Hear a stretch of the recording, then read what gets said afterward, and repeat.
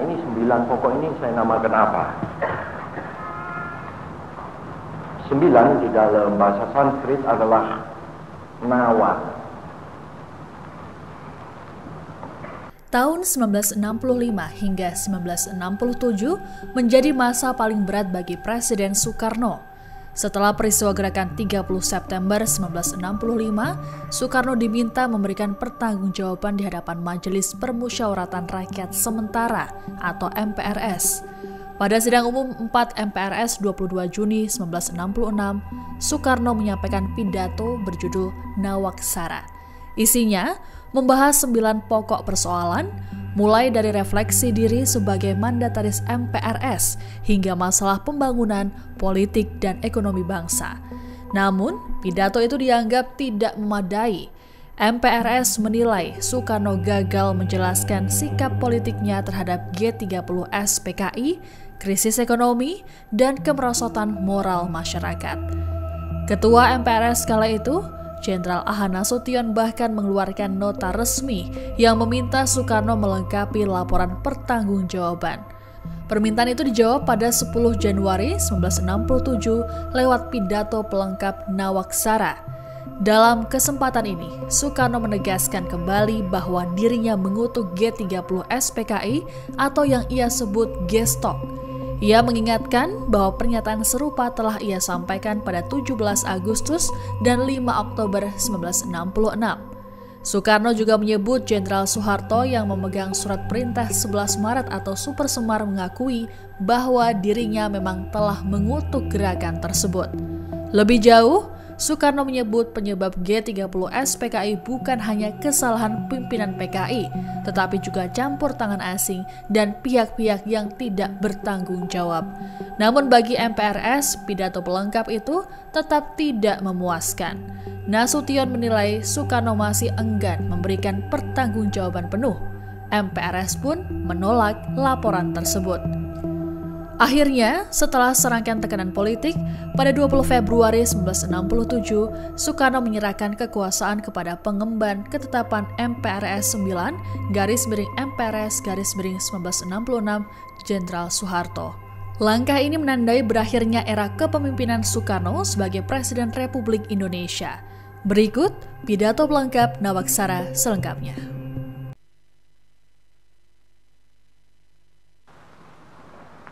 Assalamualaikum warahmatullahi wabarakatuh.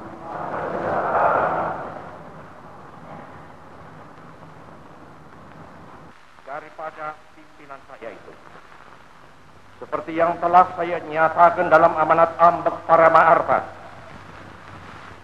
dan saudara-saudara telah membenarkan amanat itu, terbukti dengan ketetapan MPRS nomor 4963 yang menjadikan Resupim dan Ambek Parama Arfa masing-masing sebagai pedoman pelaksanaan garis-garis besar haluan negara dan sebagai landasan kerja dalam melaksanakan konsepsi pembangunan seperti terkandung dalam ketetapan MPRS nomor 1 dan 2 tahun 1960.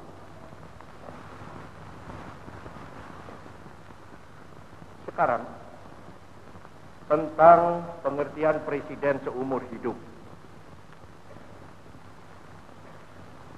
Malahan dalam sidang umum MPRS kedua pada bulan Mei tahun 1963, saudara-saudara sekalian telah menetapkan saya menjadi presiden seumur hidup. Dan pada waktu itu pun saya telah menjawab keputusan saudara-saudara itu dengan kata-kata, alangkah baiknya jikalau nanti MPR, bukan sekadar MPRS, jikalau nanti MPR, yaitu MPR hasil pemilihan umum, masih meninjau soal ini kembali, dan sekarang ini pun saya masih tetap berpendapat demikian. Sekarang tentang wewenang MPR dan MPRS.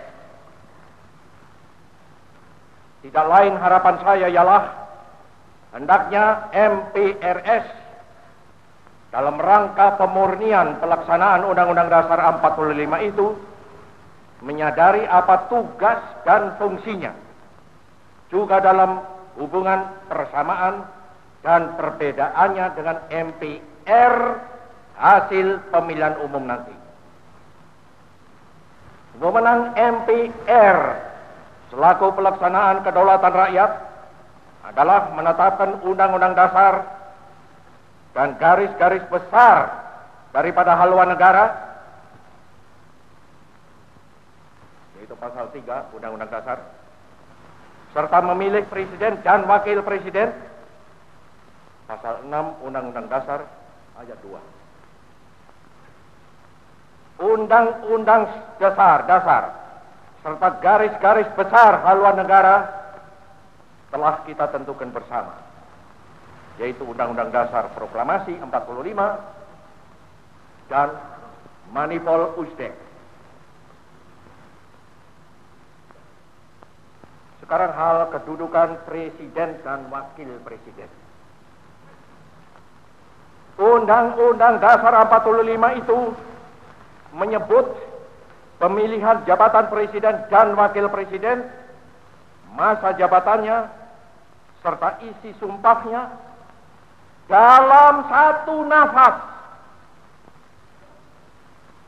yang tegas bertujuan agar terjamin kesatuan pandangan, kesatuan pendapat, kesatuan pikiran, kesatuan tindak antara presiden dan wakil presiden yang membantu presiden, yaitu pasal 4 ayat 2 Undang-Undang Dasar.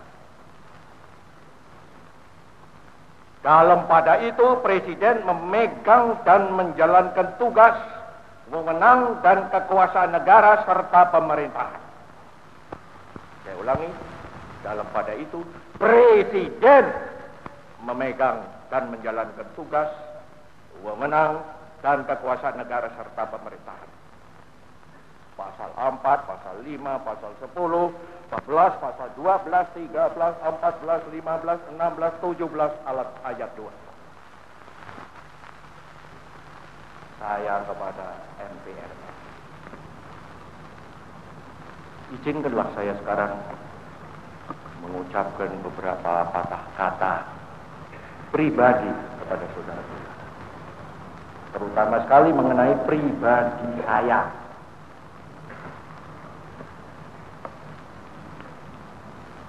Lebih dulu tentang hal laporan progres ini. Laporan progres itu saya simpulkan dalam 9 pasal 9 golongan 9 tuns. Maka oleh karena itu saya ingin memberi judul kepada amanat saya tadi. Panca adalah 5. Nah, ini 9 pokok ini saya namakan apa? 9 di dalam bahasa Sanskrit adalah nawa. Eka, Dwi, Tri, Catur, Panca, 6 Syam, 7 Sapta, 8 Hasta, 9 Nawa, 10 Dasa. Jadi saya mau beri nama pertama dengan perkataan Nawa. Nawa apa? Ya, karena saya tulis, saya mau beri nama aksara. Terus Nawa Aksara, atau disingkatkan Nawa Aksara. Setelah Presiden Mandataris MPRS Bung Karno menguraikan kalimat "The service of freedom is a deathless service", atau pengabdian terhadap kemerdekaan tidak mengenal titik akhir, beliau mengakhiri amanatnya dengan mengajak segenap pemimpin rakyat Indonesia untuk mengabdi kepada tanah air dengan ketulusan hati kita semua. Download Tribun X sekarang. Menghadirkan lokal menjadi Indonesia.